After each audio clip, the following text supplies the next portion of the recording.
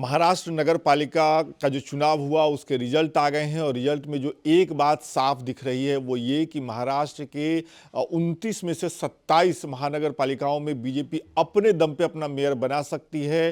जो ठाकरे बंधु हैं, राज ठाकरे, उद्धव ठाकरे, उनको तगड़ा झटका लगा है। एकनाथ शिंदे जो पिछले कुछ समय से बीजेपी को परेशान कर रहे थे, उनकी भी ताकतें कम हुई है। हमारे साथी सतीश जी हैं। सतीश जी, रुझान लगभग क्लियर है, बीजेपी को बड़ी जीत मिली है। बीजेपी अपने दम पे बड़े इलाकों में या बड़े जितने भी महानगर पालिका हैं उसमें अपने मेयर बना सकती है। सबसे पहला संकेत इस जीत से क्या निकलता हुआ दिख रहा है आपको? देखिए विकास जी, सबसे जो बड़ी बात मैं एक बार और क्लियर कर दूं, 29 में से 28 मतलब मालेगांव छोड़ के पूरी जगह बीजेपी दिख रही है। और सबसे अहम बात है कि उन्होंने जो बीएमसी जहां 9 साल के बाद चुनाव हुआ था और 2022 जब शिवसेना दो फाड़ में हुई, उद्धव ठाकरे और एकनाथ शिंदे अलग अलग हुए, उन्होंने पार्टी तोड़ दी, उसके बाद चुनाव हो रहा, पहली बार बीएमसी में भाजपा का कोई मेयर बनेगा, फर्स्ट टाइम। और अभी तक का जो रुझान है, 227 सीट है बीएमसी में से, 114 सीट बहुमत के लिए चाहिए और भाजपा और शिवसेना महायुति जो है 102 सीट पे आगे है। आप इस चीज़ को माने चाहे ना, विपक्ष जो भी कहे कि ईवीएम हैक है, सिलाई खराब है, लेकिन भाजपा का पीएम भी होगा, वो भी नगर निगम चुनाव में उतरता है प्रचार करने के लिए। आपको बता दूं कि उस पर हम आएंगे, लेकिन सॉरी, मैं आपसे ये सवाल, मेरा आपसे ये, मैं पहले ये समझना चाहता हूं अपने दर्शकों के लिए कि ये जो इतनी बड़ी जीत मिली है नगर पालिका चुनाव में बीजेपी को, उसके संकेत क्या है? ये किसकी जीत है? ये देवेंद्र फडणवीस की जीत है, बीजेपी संगठन की जीत है, देश के प्रधानमंत्री नरेंद्र मोदी की जीत है, किसकी जीत है? नहीं, ये फडणवीस को मैं कहूँगा। आपको बता दूं कि 3 चुनाव को बता रहा हूँ। 2024 में चुनाव हुआ लोकसभा का, जहां भाजपा हारी, मतलब सीटें कम हुई लोकसभा चुनाव में। उसमें देवेंद्र फडणवीस पर कई आरोप भी लगे कि मतलब कि कहाँ हम मात खा गए।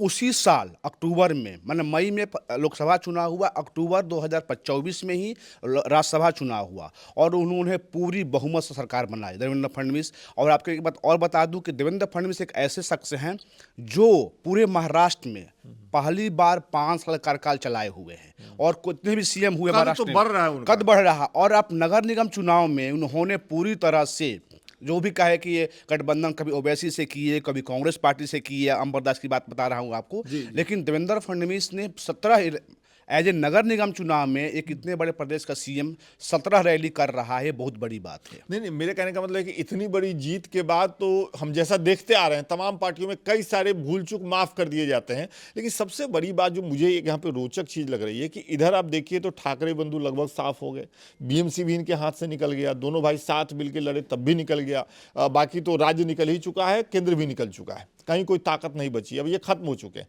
अब यहां से आगे क्या होता हुआ आपको दिख रहा है? जो मुझे जानकारी मिल रही है कि जैसे मैं मुंबई से, कई हमारे दोस्त हैं जो अच्छे मतलब पॉलिटिकल कवर करते हैं, कई लोग तो ये भी कह रहे हैं कि हो सकता है कि राज और उद्धव भाजपा से मिल भी जाए। अच्छा, हाँ, यहाँ तक कि सुप्रिया सुले के बारे में बात चल रही है कि हो सकता है अजित पवार, अभी आप देखें कई जगह अजित पवार को भाजपा ने साइडलाइन कर दिया है, उन पर कई बड़े आरोप भी लगे हुए हैं और एक समय प्रधानमंत्री ने उन आरोप को हमला भी किया था। तो कहीं कहीं लोग बता, और इस चुनाव में ही अजीत पवार का वो बयान भी बहुत वायरल हो रहा है कि देखो जिसने मुझ पे आरोप लगाया था आज मैं उसी के साथ सरकार में। हाँ, तो अभी आप, हो सकता है विकास जी कि कहीं ये बड़ी चीज़ है कि अभी आप इस साल कार्यकाल खत्म और शरद पवार का वो राज्यसभा जाएंगे कि नहीं जाएंगी, लेकिन जो एक बड़े सूत्र बता रहे हैं कि हो सकता है कि 2026 में सुप्रिया सुले भी भाजपा के साथ जुड़ जाए वो। और सबसे जो अहम बात है, आप जो बता रहे थे वो ज्यादा बड़ी चीज मुझे लग रही है कि राज ठाकरे, उद्धव ठाकरे बीजेपी से जुड़ सकते हैं। हाँ, अभी आप देखो कि इस गठबंधन से पहले, दोनों भाई के मिलने से पहले राज 3 बार मीटिंग किए हुए हैं, पुणे में, ठाणे में और मुंबई में 3 बार सीएम और राज ठाकरे की मीटिंग हो चुकी है। तो ये चीज़ समझिए। अभी आप देख लीजिए, राज ठाकरे के बेटे भी चुनाव हार गए हैं, उनको भी अपने बेटे को कुछ करना है, तो कोई बड़ी बात नहीं है कि 2026 में एक नया चीज़ देखेंगे, उद्धव और राज भाजपा के साथ जुड़ जाएंगे। ये बात इसलिए भी थोड़ी सी मतलब इस पे भरोसा किया जा सकता है, वैसे तो अभी ये बहुत दूर की चीज मुझे लगती है, वो ये कि एकनाथ शिंदे, अगर आप देखें तो पिछले लंबे समय से बीजेपी को परेशान कर रहे थे महाराष्ट्र में, अपने दावों से, अपनी बातों से, अपनी मांगों से। इस चुनाव में उनकी भी ताकत कमजोर हुई है। तो अब अगर बीजेपी एकनाथ शिंदे को साइड करती है मान लीजिए, और उसको एक शिवसेना अपने साथ चाहिए, एक ब्रांड ऑफ शिवसेना अपने साथ चाहिए, तो वो उद्धव राज को अगर ले आती है अपने साथ तो ये लंबे समय तक शांति से रहेंगे। हाँ, अभी आप कल देखिए एग्जिट पोल हमने कल देखा था, उसमें मराठी जो वोट है अभी भी बीजेपी से अधिक राज और उद्धव को ही मिले हुए। हिंदू जो उत्तर भारतीय वोट है खासकर बीएमसी की बात बता रहा हूँ, वो लगभग 69% बीजेपी और शिवसेना को मिले हैं। मराठी अभी भी 49% उद्धव के साथ हैं। तो यानी कि भाजपा कुछ करने के लिए कोई बड़ी बात नहीं है कि जो 29 का विधानसभा और लोकसभा चुनाव हो, तब भाजपा पूर्ण बहुमत अपने बल पे चुनाव में लड़ने उतरे, और अपने बल पर हो सकता है उस समय उद्धव और राज ना रहें, लेकिन आदित्य ठाकरे हैं और राज ठाकरे के बेटे भी हैं अमित ठाकरे, उनकी जो भविष्य को देखते हुए दोनों भाई भाजपा गठजोड़ कर सकते हैं। देखिए, मुझे यहाँ पर एक चीज़ याद आ रही है कि भारतीय जनता पार्टी हर चुनाव में कमाल करती है, कांग्रेस हर चुनाव में अपना प्रदर्शन खराब दर खराब करती जाती है। अभी मैं सुन रहा था, एक एंकर बोल रहा था, मैं उससे सहमत हूँ कि एक चुनाव में लगता है कि कांग्रेस का ये परफॉर्मेंस खराब है, अगले चुनाव में वो उससे भी खराब प्रदर्शन करती है। अकेले लड़ी थी, अभी 3 सीटों पर आगे चल रही है। आपको बता दूं कि 1885 में पहली बार जब कांग्रेस का गठन किया गया था, इस मुंबई शहर में ही किया गया था। और आज हालात ये है कि नगर निगम चुनाव में कांग्रेस पार्टी, एक तो वो जो महाअघाड़ी गठबंधन था उससे बाहर निकल गई, अपने बल पर चुनाव लड़ने करी, अंबेडकर के पोते प्रकाश अंबेडकर चुनाव मिलकर लड़ी, और आज के समय में 3 सीट उन्होंने, सबसे बड़ी बात है आपको बता दूं कि उन्होंने 62 सीट प्रकाश अंबेडकर को दे दिया, उनको 20 कैंडिडेट नहीं मिले।